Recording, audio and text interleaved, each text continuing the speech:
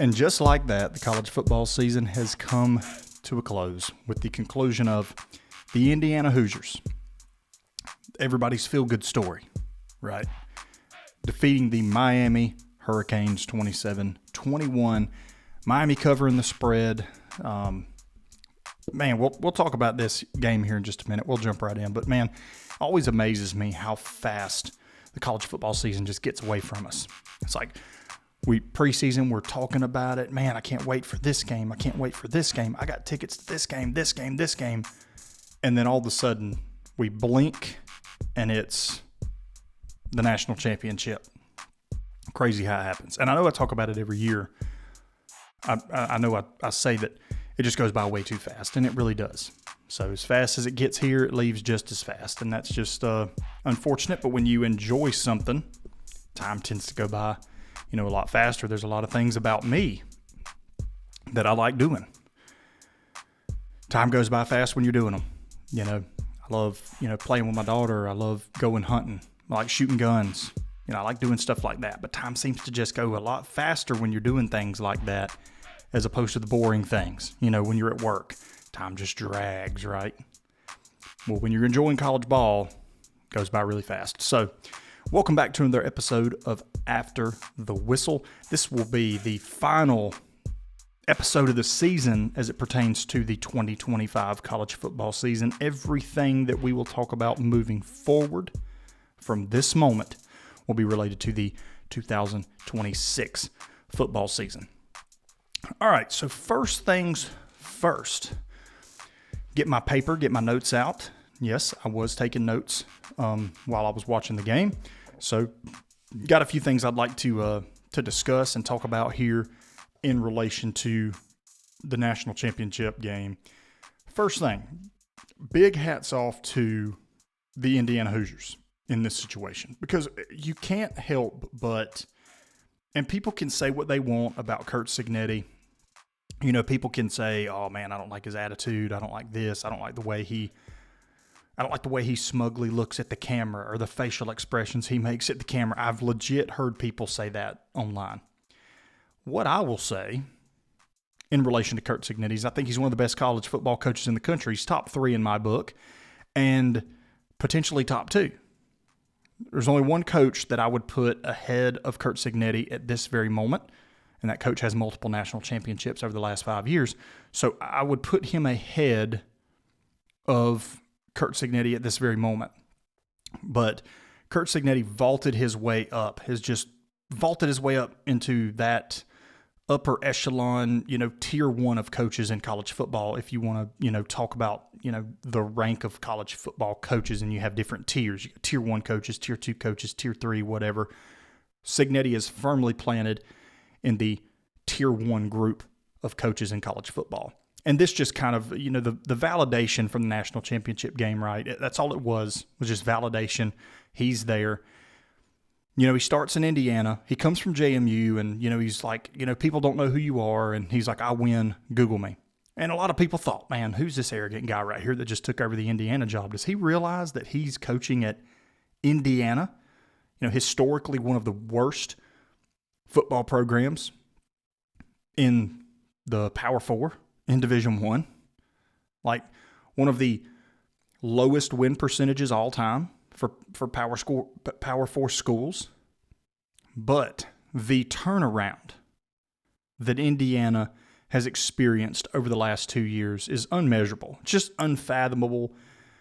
Think of other fancy words I can put on it to describe it, but it's really amazing to me, the coaching job that he's done over the last 2 years. And, we can talk about the things that we talked about last week where I said that, he's got a bunch of 24-year-olds and 23-year-olds. There's nothing illegal about that. It's the era in which we are in college football. You're going to get those players that are 23, 24-year-old, these super seniors, these super COVID red shirt, whatever you want to call them, guys.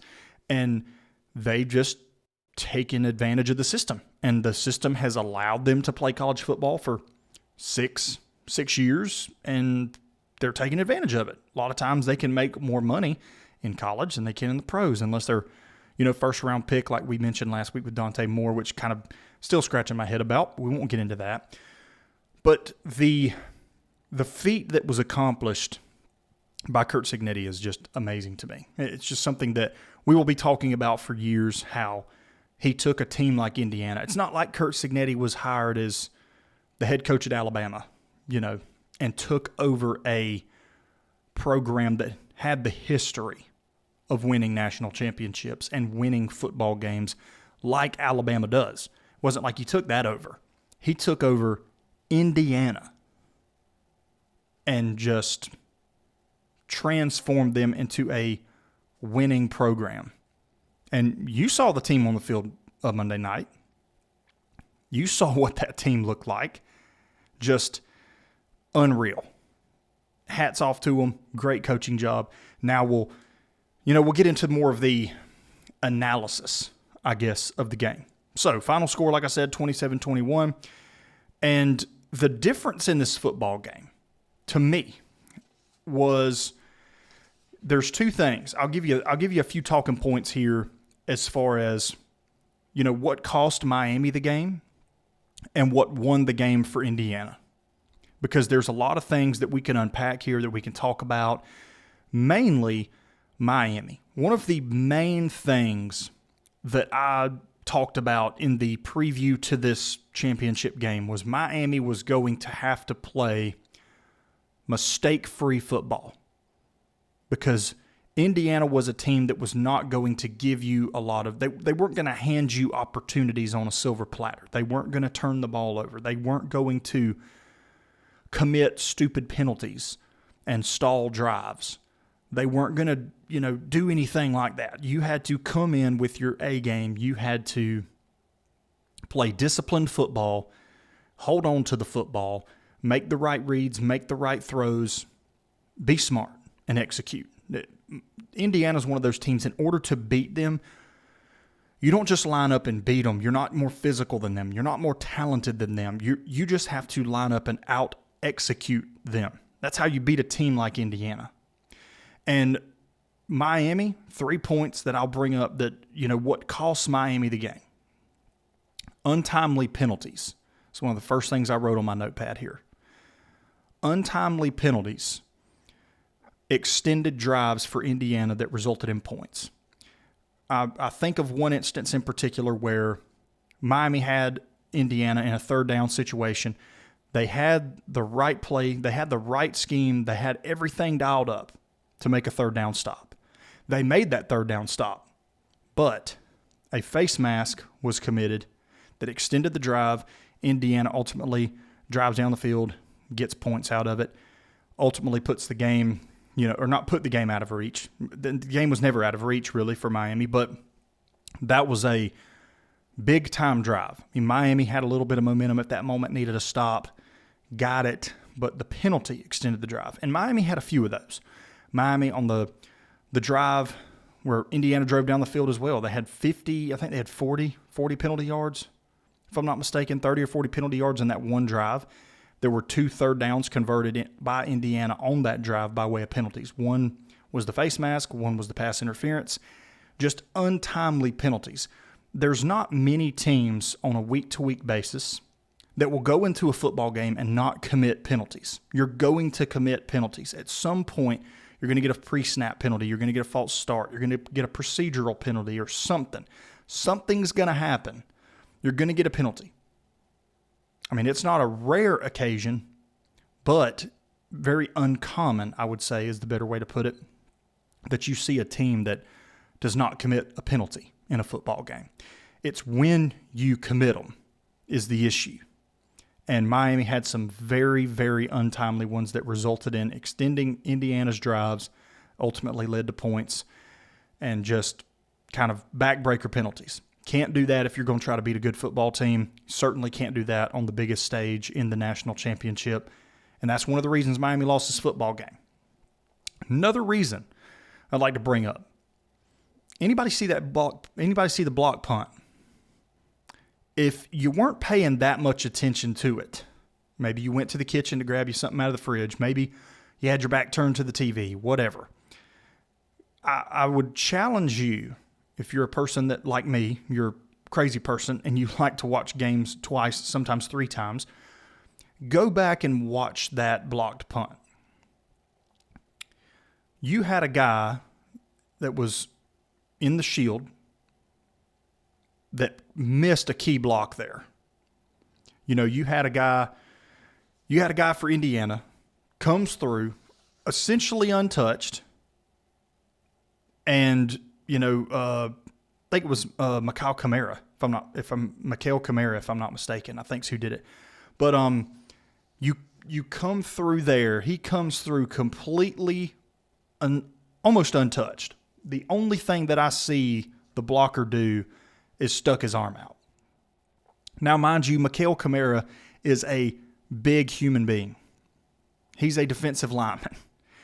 You're not going to block him with your arm. You've got to get in front of him. And when you watch him just come around the corner, he just runs right through the arm of the blocker, blocks the punt. Indiana gets 7 off of it. Block, punt, touchdown. That ultimately was one scenario where when I saw that happen, I said, oh, man, that's not good. The momentum swing at that point was huge for Indiana, and it was detrimental to Miami. But you've got to make that block in that situation. And it's like it all ties back into execution. You have to execute. When you are even on special teams, and when we see the importance of these games and the level of these games is risen up or raised up, whatever you want to say. Grammar Nazi's going to correct me on that one. But when you have these games like the National Championship, the SEC Championship, things like that, the Big Ten Championship, special teams are even more important in those games because key special teams plays with return touchdowns or blocked punts, blocked field goals, missed field goals, they decide football games. And that blocked punt is a perfect example of that. Up until that point, Miami was hanging right there. They were hanging right there with them, and they hung with them the whole game. So, Indiana didn't run away with it at that point. But in that very moment, you'd like to know, hindsight being 2020, you'd like to know, hey, what if he doesn't block that punt, what happens? What's the outcome of this game? Well, I think the outcome of this game is completely different. I think we're celebrating the Miami National Championship if that play doesn't happen, because I thought Miami's defense played really well, except for those couple of penalties like I mentioned. But I thought Miami's defense played good enough to win this football game. Miami as a whole played good enough to win this football game. You got a decent effort from Carson Beck, 19 of 32, 232 yards, a touchdown, through the interception to seal the game. Or through the interception that ultimately sealed the game. Unfortunate in that regard that happened. But, Jamari Sharp with the interception. I don't understand, a lot of people want to point the fingers at receivers. Oh, he ran the wrong route or this or that or whatever. We don't really want to get into the point in game. It wasn't a good throw. It was a good play by Jamari Sharp for Indiana. And you tip your cap to him. It was a good play, and that's ultimately what ended the football game. But Miami played this game good enough to win. The effort from guys like Reuben Bain, the effort from like a guy like Jacoby Thomas, all over the field. Akeem Messidor looked great. Ahmad Moten, just game wrecker. These guys played good enough to win. Malachi Toney, 10 catches, 122 yards, and a touchdown. Mark Fletcher ran his tail off. Now, he finishes with 112, 57 of that came on one run, but that was a big run in a big moment. This team, it was a really good football team, and they showed that they deserve to be there. And ultimately, I think a lot of people owe the committee an apology. I feel like, personally. I know I'll drag the committee. I'll be the first one to stand in the front of the line with a picket, with a picket sign about the College Football Playoff Committee. But they got it right. Miami in the playoff was the right decision. And I think watching this team on the field the last few weeks and then in the national championship, I think they proved that. But they played, good enough to win. The issues, like I said, with the untimely penalties, were unfortunate. That cost them. The missed block on the block punt definitely hurt. But their inability to maintain drives and convert third downs consistently. I don't think, if I remember correctly, I don't think Miami converted a third down till the second half. I think they were 0 in the first half and just couldn't seem to get it going on third down. And it's not like they had 3rd and 10, 3rd and 12, 3rd and 15. They had some like 3rd and 2s they couldn't convert. They were trying to run the football with Fletcher. Indiana's crashing down, clogging the holes, stopping them. And you can't convert. You're expected, a team that runs the football as good as Miami does, you're expected to convert those. 3rd and 2, 3rd and 1, 3rd and 3. You're expected to get the job done there. And unfortunately, they weren't able to, and that was part of the reason that, we're not talking about a Miami national champion right now, is for that very reason. Those 3 points that I mentioned, to me, are the glaring things that stick out when I talk about, what cost Miami this game. Untimely penalties, missed block on the block punt. That was a huge play. Can't state how massive that play was. And then their inability to maintain drives and convert third downs. Those are the 3 things that cost them. And then you look at the time of possession split in this football game. Indiana had over 36 minutes.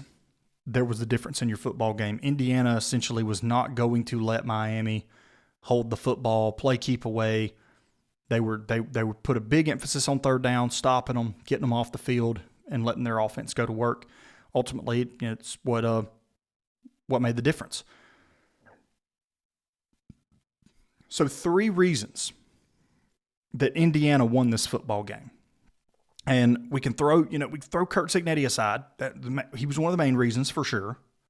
The coaching was one of the main reasons. But if we want to put 3 keys of why Indiana emerged victorious in this football game, number 1, and I've got this in all caps with an exclamation point behind it. But Fernando Mendoza's toughness. Did y'all see him after the game? Bloody lip.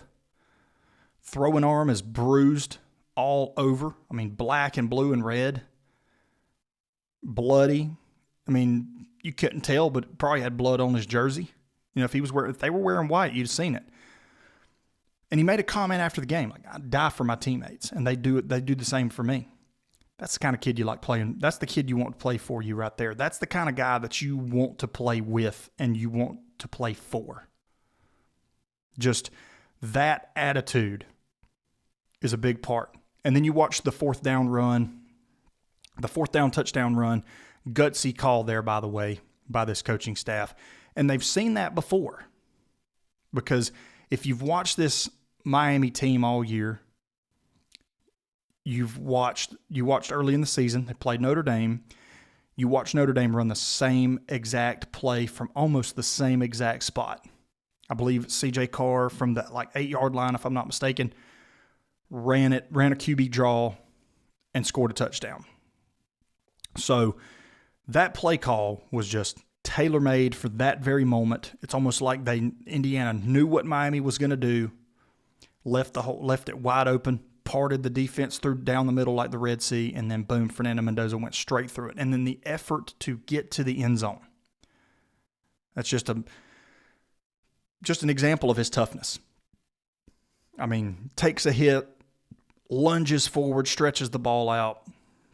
That picture's poster worthy right there. If I'm Fernando Mendoza, that's my Facebook profile picture. Although Fernando Mendoza does not have social media, well, he has a LinkedIn. But that would be my LinkedIn profile picture. If I'm Fernando Mendoza, I would have changed it last night. That image of him stretching that football over the goal line right there, that would be my LinkedIn profile picture going forward. I don't know if I'd ever change it. But his toughness, big key in this football game. Number 2, I mentioned it a few minutes ago, the time of possession advantage for this Indiana team. big difference in the football game, and their ability to convert third downs is what, contributed to that time of possession split, is able to extend drives. And you saw, it's like I mentioned with this Indiana team, you see a lot of scenarios. Now, they did have some scenarios in this game where they did have 3rd and long, 3rd and 8, 3rd and 9, 3rd and 10. There were some 3rd and 11. But for the most part, very manageable third downs. 3rd and 2, 3rd and 3, 3rd and 4, 3rd and 1. One team converted those opportunities and the other team didn't, and that's a big difference, and that's a big key in this football game as well. Another key for Indiana, Charlie Becker. And if I can speak on Charlie Becker for a minute, just the toughness that he has, the ability that he has to catch balls in traffic, he has some of the best, just hand-eye coordination and control. Just the body control to be able to turn on all of those back shoulder throws that Fernando Mendoza was throwing. Just insane. Charlie Becker was, a very, very, very big part, a very key piece in this title run for Indiana, especially in the college football playoff, where he kind of just came on real strong there. And you saw him again in the national championship just, do his thing. And, number 80 was a big, big part of Miami or Indiana's success. And he was a part of, them beating Miami for sure. I mean, he ends the night with 4 catches for 65 yards. The second leading receiver on Indiana's team, Omar Cooper, with 5 catches for 71 yards. Surratt with 28 yards. Nowakowski with 17, who is kind of a guy, that gadget fullback style guy that, we didn't see him a lot during the season. Didn't run the football that much. He had a touchdown run in this game. Didn't run the football that much.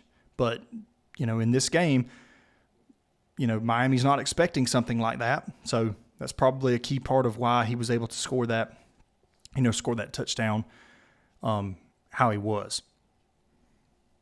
So that was my keys, really, to each team. The key to the keys to Miami losing, the keys to Indiana winning. Ultimately, though, it was refreshing to me to watch a national championship game that was kind of down to the wire. Miami gets the ball back, 27-21, still within a score. Miami's got to go down the field, score a touchdown, kick an extra point, and they're national champions. And less than a minute left, Carson Beck throws an interception and ultimately sealed the game for Indiana. And you hate it for Carson Beck. You've seen, the agony of defeat. You see the look on his face when he throws the football, and don't know if there was a miscommunication there with a receiver, if it was just a bad throw. It looked like the ball was slightly underthrown, but it's like I said earlier, in the show as well, you've got to give some credit to Jamari Sharp for the ability for him to recognize where that football's going and break on that football the way he did. Because if he doesn't, if he's got his back to Carson Beck, who knows, that pass may fall incomplete and Miami gets another shot at it. Maybe Miami finishes off the drive, scores a touchdown, and boom, confetti's coming out. Miami's a national champion. So key players make key plays. Jamari Sharp played like a really key player. A couple players I'd like to shout out on both teams. Already shouted out Malachi Toney. To me, was, even though he was on the losing team, by far the best player on the football field Monday night was Malachi Toney. By far. Just the way, as shifty as he is, gadget guy, just the way that he looks, it's unreal to think that kid's a freshman and he's still got a couple more years of college football to play before he can go to the next level. And he will 100%, this isn't even a hot take. I'm calling it right now. 2 years from now, that kid's going to be a top 10 pick. It's not even going to be close. Maybe top 5 pick, because he would be that valuable to an NFL team. A slot guy like that with his hands and everything, just you can't put a price tag on how valuable he is to that football team. Ultimately, you got to shout out Fernando Mendoza. not going to light up the stat sheet. He's not going to be that guy that's going to give you 300-400 yards a game. A lot of people are, comparing him to Joe Burrow and this, every time a team wins a national championship, they get compared to the greatest college football playoff national champion teams of all time. And this 2025 Indiana squad's getting compared to 2019 LSU. That, to me, 2019 LSU's worlds above everybody else. You'll never see another performance, I don't think, like you saw from Joe Burrow in that game. I think he had 6 total touchdowns, 463 yards passing. Just an unreal performance in that football game. So to me, it's not fair to Fernando Mendoza to compare him to Joe Burrow. It's not fair to Joe Burrow to compare Fernando Mendoza to him. I mean, Fernando Mendoza, more that, he's going to do whatever he needs to do to win the game. Just a hard-nosed football player. Like I said, he's not going to light the stat sheet up. I mean, he gave you 168 yards, 186 yards passing, 16 to 27. Very accurate. Just puts the ball where it needs to be. Puts it where his guys can get it. Just more of a, I hate the term game manager, but definitely a very elite level game manager. Makes good throws the ball very accurately, and just has a will to win and has that heart. And it's hard to, you can't coach that. And, I think a very fitting Heisman Trophy winner, whether or not you agree that he should have won it or not. He didn't have the best stat line in the country. The stats didn't, pop off paper at you, but, very fitting for him to win the Heisman Trophy, especially watching the effort that he put out in the national championship. And I will, 100% stand by that. So I've already mentioned, Jamari Sharp, game-sealing interception, big-time play for that player I'd like to shout out there. But another player I'd like to shout out, D'Angelo Pons. And I know I talked about him a little bit previewing this game, talked about he was going to be a difference maker. 5'8", 170, told his whole career, told coming out of high school he was too small to play at the D1 level, goes to JMU, there under Cignetti, and then goes with Cignetti to Indiana. But 5 tackles, but 3 passes defended. Just he was clamps all night, and a very, very good athlete. And the plays that he makes on the football, he plays taller than he really is. And Kurt Cignetti said after the game, he said, do we have 8 draft picks on this team? I don't think so, but they play well together. They play well like a unit. And you got to think, a lot of these JMU guys that are on this Indiana roster, they've been playing together for a few years. There's a familiarity there. There's a team aspect there with these guys that they really are familiar with playing with each other, and they're brothers. Like brothers in arms, so to speak. It's a bond that's not broken. And just a interesting national championship. I mean, very, very fun, very very exciting. I didn't fall asleep during this one. Now, there's been, over the last few years, there's been a couple national championships, trust me, that it's been a struggle to keep my eyes open. This one, not so much. This one, you're on the edge of your seat, glued into the TV the whole time watching this game. So, big time for that. So, talking about the future a little bit. And this isn't going to be a, typical hour-long episode, or anything like that. This is more or less a recap of the national championship, recap of one game, and rather than me ramble and talk about the same talking points over and over and over and repeating myself 20 times, we're just going to recap the national championship game and talk a little bit about the future and things that we're hearing around the college football world moving into the 2026 season. There's been some talks of playoff expansion. And I want to touch on this for a few minutes before we close the show out and say I 100% was not for expansion from the 4-team to the 12-team. If anything, I was saying that we need to go to 8. 10 max. I mean, you could make 10 work, but 8 was to me kind of like the sweet spot.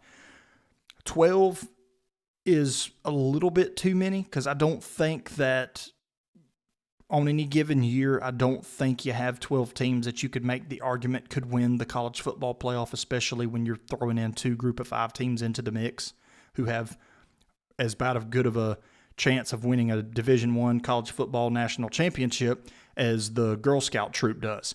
It's not going to happen. But now we're talking that the next expansion is to 16 teams.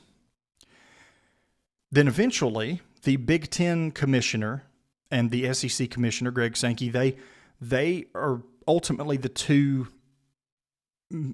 most influential people in making this decision. And the Big Ten, ultimately, what we're hearing is they want to move to a 24-team playoff. The SEC wants to stay at 16. The SEC doesn't want to go past 16. The Big Ten will agree to a 16-team playoff as long as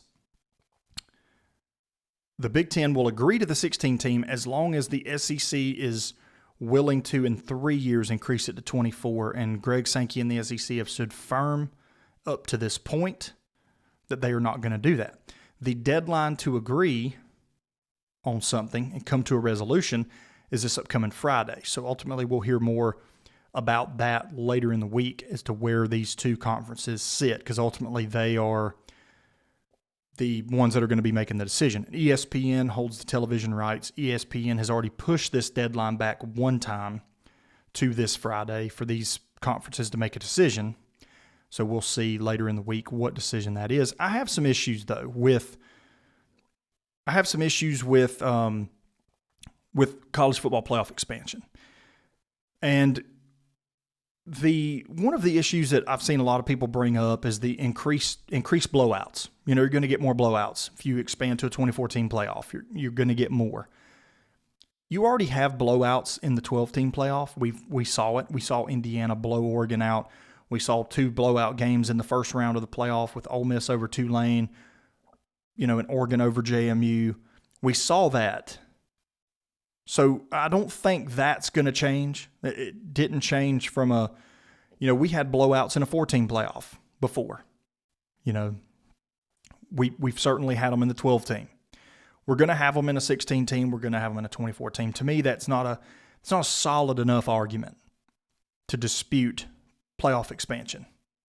So my issue, and I have a few, but to me, more playoff spots devalue regular season games.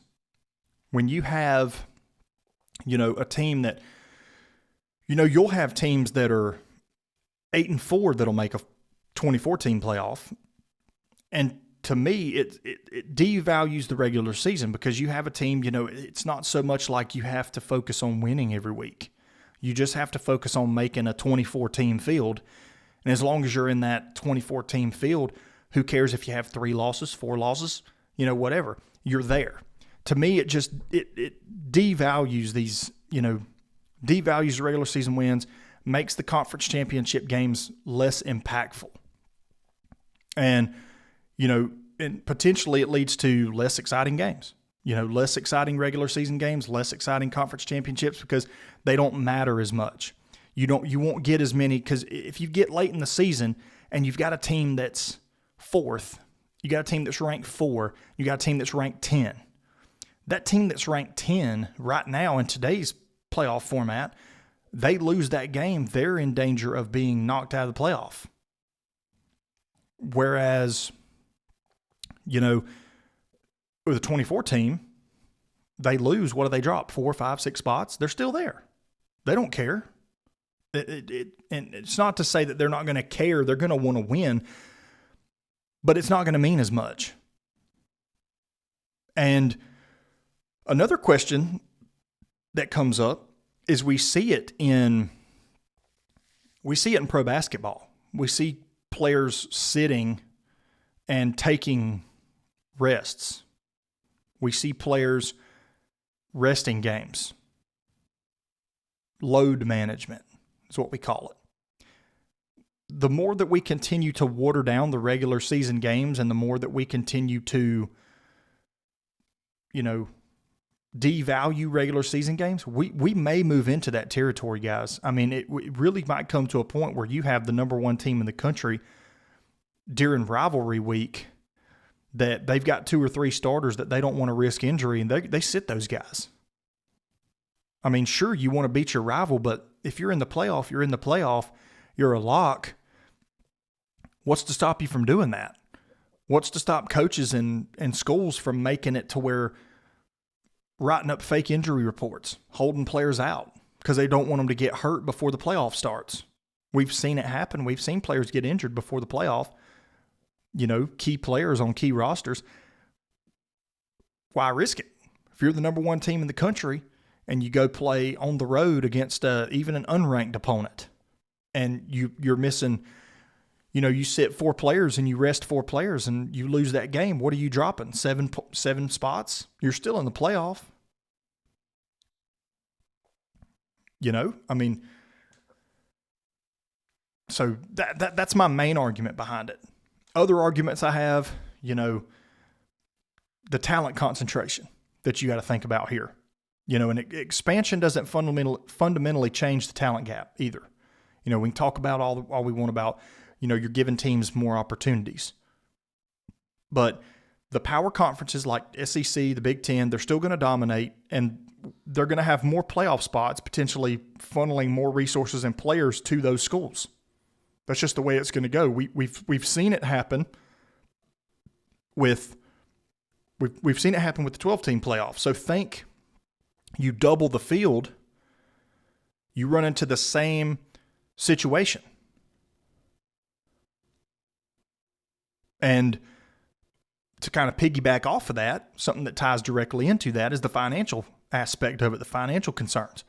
More TV money's generated. That's a given. But then that TV money mainly is going to benefit those bigger conferences and institutions, not necessarily the fans, and it's not going to benefit competitive balance. You're not going to see it. And something that ties in as well with all of this, the loss of conference identity. Large playoff might force conferences like the Big Ten, the SEC, the Big 12 to eliminate their championship game. And we saw Kirby Smart talk about it latter half of this past college football season, talks about people still want to watch the SEC championship. His team still wants to compete in the SEC championship. Well, you get to a point where SEC's going to a 9-game schedule, 9-game conference schedule. You'd essentially be playing, if you play in the conference championship, you'd be playing in 10 SEC games out of a 12-game schedule.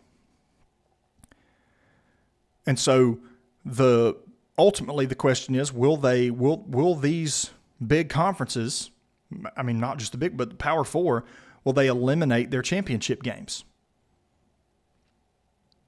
And I mean, I feel like, I don't want to be a Debbie Downer, but I feel like that potentially could be something that's coming at some point. And, and also we got to think about the players here. The player strain, for them playing, that many games, more physical toll on the students, potentially leading to injuries, diminishing player performance in the later rounds. You got players that it's a law of averages. The more time you spend on the field, the more opportunity there is to get injured. And it's something that could, potentially happen if we expand this playoff and you're asking these kids to go out there and play 17, 18 college football games. They're playing 12 games in the regular season and go into a playoff, and if they start in the first round, they're going to end up playing potentially 18. That's a lot of football. A lot. I mean, you talk about NFL season, that you're treading in those waters when you get to that point. And I know the ultimate goal of college is you get these players ready for the NFL. But when you're talking NFL length seasons in college, It's a lot. I mean, it could be a lot. It could cost a lot to some of these players. Cost them draft spots, cost them money on the back end, things of that sort. There's a lot of issues I have with this expansion. Hopefully, I would love a perfect world where we just stay at 12. No, why touch it? I think it was great this year. I don't understand why we need to expand it. And I get people are like, we want to see free football. We want to see more football. We want to see more football. Well, you already get 12 guaranteed games a year if you're a fan of a football team. You know, if that team doesn't make the playoff, then you got more. But I understand wanting to watch from a fan perspective, wanting to watch more games, but we got to think about a lot of the things that are at play here that this could potentially cause. And to me, that's my negative talking points. It's one of the things that I'm, passionate about. I want to talk about it, and I want to welcome conversation with people that listen to this show. So reach out, let's talk about it. Let me hear what your thoughts are. Let me hear what your thoughts are on it. If you're for playoff expansion, please reach out, because I would really love to have a conversation with you, because you might have some talking points that I haven't heard yet that, you might make sense. You might make some really good points, other than it's going to benefit and it's going to make more money for the schools and it's going to make more money for this and all this. I mean, that's mainly the main argument behind all of this. So we could talk about parity all we want, but you've introduced parity with the 12-team playoff and adding group of 5 teams, which I wish would go away, and they have their own playoff. Let's say you have a 12-team Power 4, their Division I playoff, and you have a 12-team group of 5 playoff. Who says no, right? There's your 24 teams. Leave it alone. Keep 12 at the Division I, Power 4 level, whatever, and then do a 12-team for the group of 5. I'll gladly watch a group of 5 playoff as well, because there's normally some really good games in there, and there'll be more competitive games. You won't see a Power 5 team, or you won't see a group of 5 team get beat by 31 points. So who says no in that, in that regard? I love that idea. So, but season's over. What a great season it was. A lot of really good football games. Already looking forward to 2026. Going to start the countdown, talking about how many weeks we got. And, we got to go without college football 7 months. So I know, some of y'all, if you need a pat on the back, a shoulder to cry on here, I'm here for you, because I'm going to be in the same boat. I'm going to be counting down the days and the hours and the minutes to the next college football season. In the meantime, during the off season, I'll still be here to talk college football. I will not be doing episodes as frequently as I am now. Haven't really decided yet. Just check the socials for the days that I'm going to record, the days I'm going to release. Tune in. Be talking mostly, transfer portal rumors, coaching rumors, spring practice when it starts to come up. Have big plans to go to the spring game in Athens to watch the Georgia Bulldogs spring game. Also be doing some coverage there as well. So be sure to be on the lookout on the social media channels for episodes dropping. There's not going to be as much of a formality as it was with the college football season. It's not going to be every Monday and Thursday for the most part like it was. Might be every other week. Just as news breaks and as things come up, we will probably have some emergency episodes. If big news happens, we'll see. But it's been another great season. Thank you all for hanging out with me and talking college football with me this year. It's officially year 3, but I did take a year off, so from doing it. So this is 2 consecutive years, 3 total. It's been another great season. Thank you to all my faithful listeners that have tuned in to every single episode and listened to every minute. I appreciate y'all. We saw a lot of growth in 2025. We're going to keep it on going in 2026. As long as I got you on my side, we can do it. All right, so thanks for tuning in again. It's been After the Whistle. I'll catch y'all later.